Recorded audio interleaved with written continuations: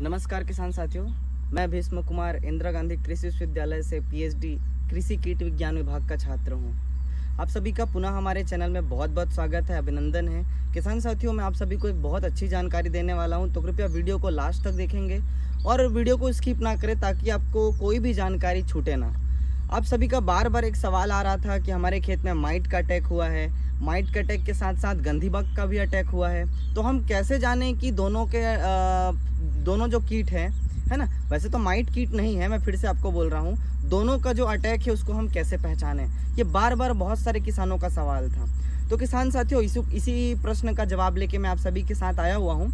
आपको मैं बगल में फ़ोटो भी दिखा दूंगा कि ये जो माइट का अटैक है और ये जो गंधी बग है, इन दोनों को हम कैसे पहचानें। सबसे पहले तो मैं बता दूं, माइट का जो अटैक होता है वो आपको पता है दाने पर किस प्रकार से होता है। पूरा जो दाना होता है वो कत्था कलर का दिखाई देता है ना। दाने के साथ साथ ये पत्तियों के तने पर भी दिखाई देता है। जैसे आप नीचे जाएंगे तो ये जो सीथ वाले स्ट्रक्चर होते हैं, है ना, तो ये लीफ के सीथ पर भी हरा कलर का स्ट्रक्चर आपको कत्था कलर दिखाई देगा। तो ये है माइट का अटैक। अब हम आते हैं गंधी बग के अटैक पर। तो गंधी बग का जो अटैक होता है वो मैं आपको दिखा देता हूँ। जहां पर भी ये गंधी बग अटैक करता है ना, वो दाने में इस प्रकार से पंचर करा हुआ दिखाई देता है। मतलब जिस दाने पर होता है वहां पर वो ऐसे एक, जैसे पेन का जो नीब होता है उसे हम रखते हैं, उसी प्रकार से तिल के समान दाने में दिखाई देगा।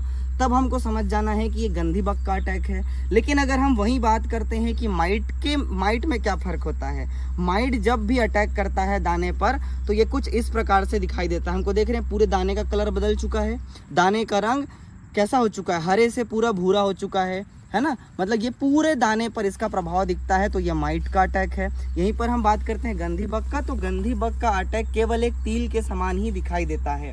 किसान साथियों, ये जो दोनों ही जो माइट हो गए और ये गंधी बग, ये जो कीट हैं, ये दोनों ही धान के लिए नुकसानदायक है। नुकसानदायक कैसे हैं?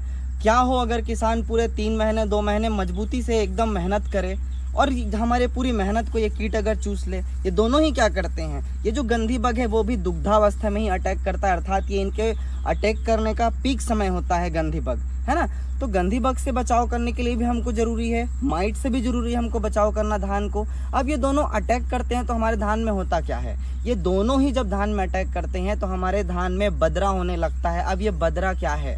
बदरा अर्थात धान में क्या होता है, इस प्रकार से बालियां तो बनता है लेकिन बाली के अंदर बिल्कुल भी कोई दाना नहीं बनता, मतलब इसमें कोई भी दूध नहीं भरता। ये इसमें पाए जाने वाले दूध को अपने निडल जैसे ऐसे इस प्रकार उनका जो माउथ होता है, उनका मुंह होता है, वैसे पंचर ऐसा होता है, ये दाने में अपने मुंह को घुसाकर पूरा रस को पी लेते हैं।